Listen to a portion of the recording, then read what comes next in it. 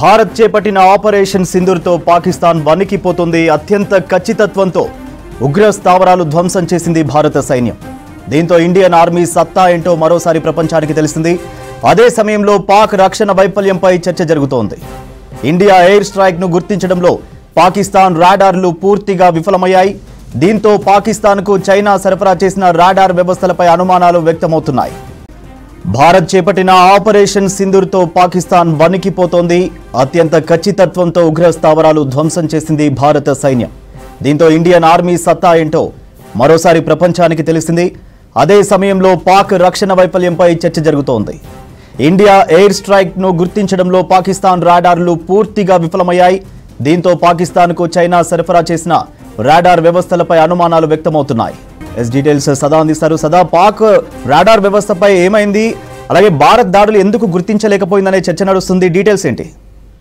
సూర్య, నిన్న జరిగినటువంటి అంటే ఈరోజు మిడ్ నైట్ జరిగినటువంటి ఈ ఆపరేషన్ సింధూర్ ఈ ఎయిర్ స్ట్రైక్ని Pakistan defence system, air defence system పూర్తిగా అరికట్టడంలో పూర్తిగా విఫలమైపోయింది. అంటే ఏ దేశానికైనా వాళ్ళ ఎయిర్ స్పేస్ అనేది ఎంతవరకు ఉంటుందో అంతవరకు వాళ్ళ రాడార్ సిస్టమ్ను ఏర్పాటు చేసుకొని దాని ద్వారా వేరే దేశాల నుంచి ఏ ఫ్లైట్స్ కానీ లేకపోతే జెట్స్ కానీ లేకపోతే ఈ ఎయిర్ స్ట్రైక్స్ లాంటి దాడులు జరిగినప్పుడు ఏవేవి వస్తున్నాయి ఏంటి అనేది క్లియర్గా చూపించడానికి ఒక రాడార్ సిస్టమ్ను ఏర్పాటు చేసుకుంటుంది. అందులో భాగంగానే పాకిస్తాన్ కూడా ఒక రాడార్ సిస్టమ్ ఏర్పాటు చేసుకుంటుంది.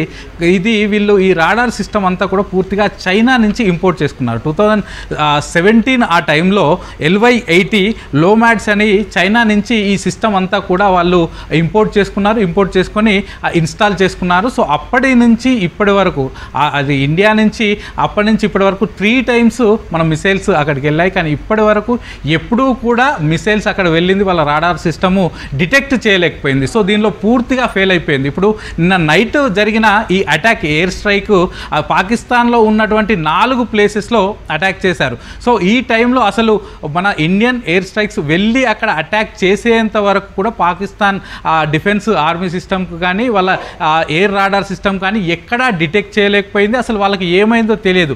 వన్స్ మన ఎయిర్ స్ట్రైక్ జరిగిన అనంతరం, బాంబుల వర్షం కురిపించిన అనంతరం అప్పుడు వాళ్ళు ఫైండ్ అవుట్ చేయగలిగారు. సో దీనిలో వాళ్ళ radar and air defence system పూర్తిగా విఫలమైందని చెప్పుకోవచ్చు. సో యాక్చువల్గా 2017లో వీళ్ళు LY-80 లోమాడ్స్ అనే సిస్టమ్ని చైనా నుంచి ఇంపోర్ట్ చేసుకున్నారు. ఆ తర్వాత 2019లో కూడా దీనికి అడ్వాన్స్ సిస్టమ్ అంటూ కూడా మరొకటి వాళ్ళు ఇంపోర్ట్ చేసుకున్నారు. దాన్నే ఇన్స్టాల్ చేశారు, దాన్నే వాడుతున్నారు. కానీ దానిలో చాలా వరకు డిటెక్ట్స్ ఉన్నాయి, చాలా వరకు తప్పులు ఉన్నాయంటూ కూడా మధ్యలో గుర్తించారు. ఆ తర్వాత తిరిగి చైనాకు పంపించారు. ఎందుకంటే 2019లో అప్పుడు పుల్వామా అటాక్ జరిగిన తర్వాత మన వాళ్ళు పుల్వామా అటాక్ ప్రతీకారంగా బాలాకోట్ పైన ఎయిర్ స్ట్రైక్ చేశారు. సో ఆ ఎయిర్ స్ట్రైక్ చేసిన టైంలో కూడా వాళ్ళ ఎయిర్ డిఫెన్స్ సిస్టమ్ ఎక్కడా కూడా, వాళ్ళ రాడార్ సిస్టమ్ ఎక్కడా కూడా మనకు దగ్గర నుంచి వెళ్ళిన జెట్ ఎయిర్వేస్ని ఎక్కడా కూడా ఆపలేకపోయినాయి, వాళ్ళకు తెలియలేదు. సో అప్పుడు మన వాళ్ళు సక్సెస్ఫుల్గా బాలాకోట్ ఎయిర్ స్ట్రైక్స్ చేశారు, తిరిగి వచ్చారు. ఆ తర్వాత 2022లో ఇటు బ్రహ్మోస్ మిసైల్ కూడా మన దగ్గర నుంచి యాక్సిడెంటల్గా మిస్ అయి వెళ్ళింది. అప్పుడు ఇండియాలో 100 kilometers, ఆ తర్వాత పాకిస్తాన్లో 105 kilometers తిరిగి అక్కడ పాకిస్తాన్లోని పంజాబ్ ప్రావిన్స్లో ల్యాండ్ అయింది. సో అప్పుడు కూడా వాళ్ళ ఎయిర్ డిఫెన్స్ సిస్టమ్ కానీ వాళ్ళ రాడార్ సిస్టమ్ కానీ ఎక్కడ డిటెక్ట్ చేయలేకపోయింది. సో అప్పుడు ఆ తర్వాత అది బ్రహ్మోస్ మిసైల్ అక్కడికి పోయి ల్యాండ్ అయిన తర్వాత అప్పుడు వాళ్ళ పాకిస్తాన్ ఆర్మీ ఫైండ్ అవుట్ చేసి డైరెక్ట్గా విజువల్గా చూసిన తర్వాత వాళ్ళు ఫైండ్ అవుట్ చేసి వచ్చి చెప్పారు.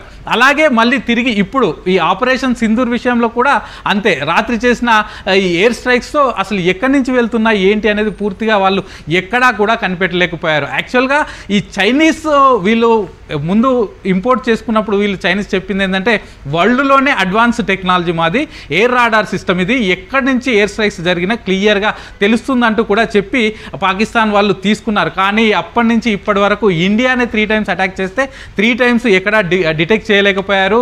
సో అసలు వాళ్ళ గగనతలంలో ఏమేమి వస్తున్నాయి ఏంటి అనేది కూడా తెలుసుకునే స్థితిలో పాకిస్తాన్ లేదు అనేది దీన్ని బట్టి క్లియర్గా అర్థమవుతుంది. సో దీన్నే ఇప్పుడు ఇంటర్నేషనల్ మీడియా అంతా కూడా క్లియర్గా చెప్తుంది. ఎందుకంటే పాకిస్తాన్లో ఒకరు అటాక్ చేసినప్పుడు అసలు ఏం జరుగుతుంది ఏంటి అనేది వాళ్ళే ఫైండ్ అవుట్ చేయలేనప్పుడు వాళ్ళ ఎయిర్ స్పేస్ ఏం చేస్తుంది, ఎయిర్ డిఫెన్స్ సిస్టమ్ ఏం చేస్తుంది, ఎయిర్ రాడార్ సిస్టమ్ ఏం చేస్తుంది అనేది దానిపైన కూడా ఇప్పుడు ఇంట్రెస్టింగ్గా ఇంటర్నేషనల్ మీడియాలో చాలా వరకు కథనాలు వస్తున్నాయి. సో వీళ్ళు మొదటగా LY-18 ఇంపోర్ట్ చేసుకున్నప్పుడు వాళ్ళకు చైనా వాళ్ళు చెప్పింది ఏంటంటే ఇది 15 మీటర్స్ టు 18 కిలోమీటర్స్ వరకు ఆల్టిట్యూడ్ను చూస్తుంది, అలాగే డిస్టెన్స్ కూడా 150 కిలోమీటర్స్ కవర్ చేస్తుంది అంటూ వాళ్ళకి చెప్పారు. సో ఆ తర్వాత ఫస్ట్ 2019లో బాలకోట్ అటాక్స్ జరిగినప్పుడు అప్పుడు వీళ్ళు ఎక్కడా కూడా ఇండియన్ ఎయిర్ స్ట్రైక్స్ని చూపెట్టలేకపోయారు, కనిపెట్టలేకపోయారు. అప్పుడు చైనీస్కి పంపించారు. సో దాని తర్వాత మళ్ళీ దీనికి అడ్వాన్స్డ్ సిస్టమ్ అంటూ మళ్ళీ ఒకటి తెచ్చారు. అప్పుడు 2022లో బ్రహ్మోస్ మిసైల్ కూడా అప్పుడు యాక్సిడెంటల్గా వెళ్ళినప్పుడు అప్పుడు కూడా ఫైండ్ అవుట్ చేయలేకపోయారు. అప్పుడు మళ్ళీ వీళ్ళు